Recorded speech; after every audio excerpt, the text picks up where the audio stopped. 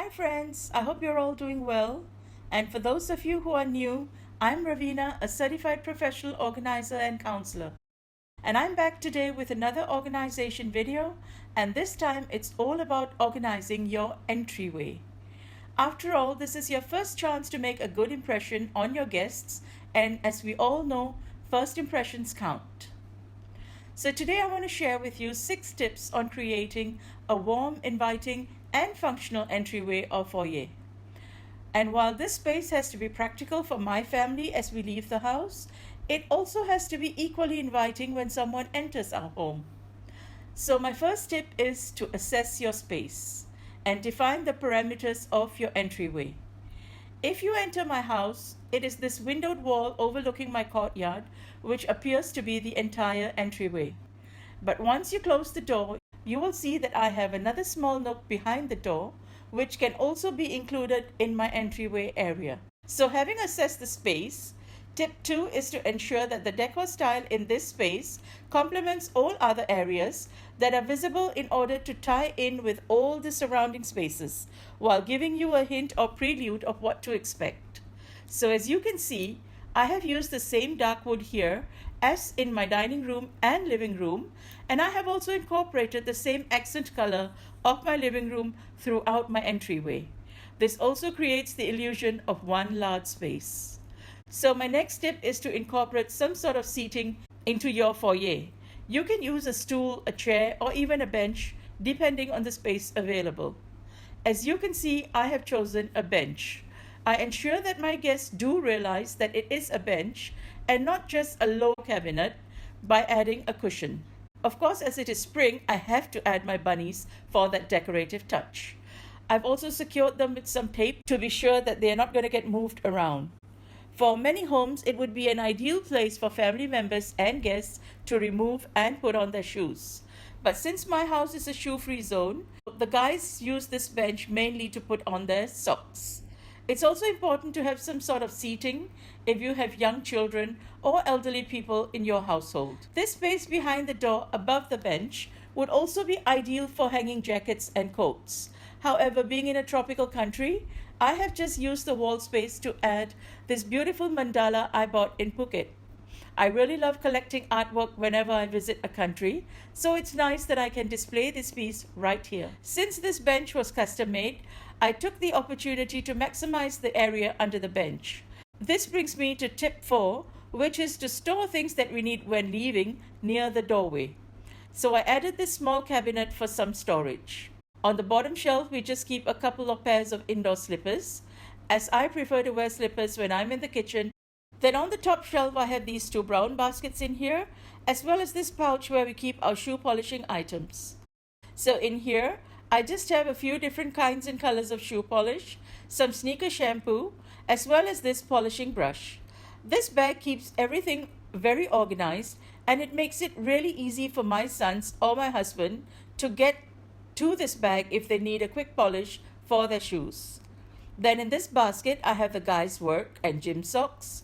My son needs white socks for court, and my husband wears mostly gray and navy. The other brown basket is actually a gym basket. In here, we keep everything my family might need to take with them to the gym in our building. So we have a couple of gym towels right here on the bottom, as well as my husband's and daughter's water bottles, which I've just labeled for them. And over here in this little canister, I just keep a pair of earphones as well as the access card for the gym right at the back here. It says gym right here, so everyone knows where to put it right back. And we also has a 2-kilo dumbbells in here, so it's very practical and convenient for them to have all the exercising things at the entryway when they're headed out of the door. Tip number 5 is to create a Launchpad. For those of you who have watched my earlier dressing table video, you would have seen this cabinet which used to be in my bedroom. For those of you who haven't watched the video, I will leave you a link in the description box below. I brought this cabinet out of my bedroom because I'm refurnishing it. And this particular piece of furniture is actually from the same series as my dining and living room furniture. What you're seeing behind this day curtain is a project in progress. It is huge, it is so exciting, and it's a secret. But I promise to share it with you really soon. Anyway, since this is the first thing you see when you enter the house, I wanted the countertop of this cabinet to be elegant and attractive. I also wanted to make sure it remained clutter-free without becoming a hotspot, so I like to decorate it seasonally. I have placed a crystal vase that I recently purchased here with these gorgeous peach flowers. And here I have some mirrored photo frames. I've just covered the photos for privacy reasons right now. And over on this side, I have used my crystal candle stand with a mirrored tray filled with large crystals. The flowers and this vase balance the accent color of this area. And right in the front of the cupboard, I have placed this lovely Persian runner, which I bought back in Singapore. And right beside the cupboard, I have this beautiful umbrella stand, which I've had for a few years now. And it's a simple, elegant piece which has served me well. So let's take a look at the Launchpad and bear in mind tip 6. Utilize this area to best suit your family's needs. In this rightmost cupboard, I have a shelf for my guests to place their handbags, so they don't have to hold on to it all night. And I do keep my handbag here during the day sometimes as well. And on the shelf below that, I have this gorgeous seagrass basket. You'll see that I have 3 of these baskets, which are from IKEA, and they match my decor perfectly. Into this, I keep some gift bags. These are basically little gifts that I keep ready to give my friends when they come over. And it's just a little something to remember the visit by. In this middle cupboard up here, I have an old handbag of mine, which is now what I call my dog's diaper bag. So in here, I have all the things ready for times that she accompanies us out, or if we are all heading out and need to leave her at my parents' house next door. If you want to know more about how I pack this bag and what I have in it, please leave me a comment below. And in this shelf below, I have another seagrass basket, and this one contains all items we send for recycling. I found that it has become much easier for us to practice recycling since I designated an area for it here in our Launchpad. Right now, I have got some used batteries, blown bulbs, and a couple of empty plastic bottles in here. And lastly, in the third cupboard, on the top is where we place any packages that are delivered to us. I found that this system is really helpful, as if someone in my family orders something online, it has a place to go, and again, the entryway remains organized and clutter-free. Right now, there's just an envelope which came from my husband, and some speakers my daughter ordered.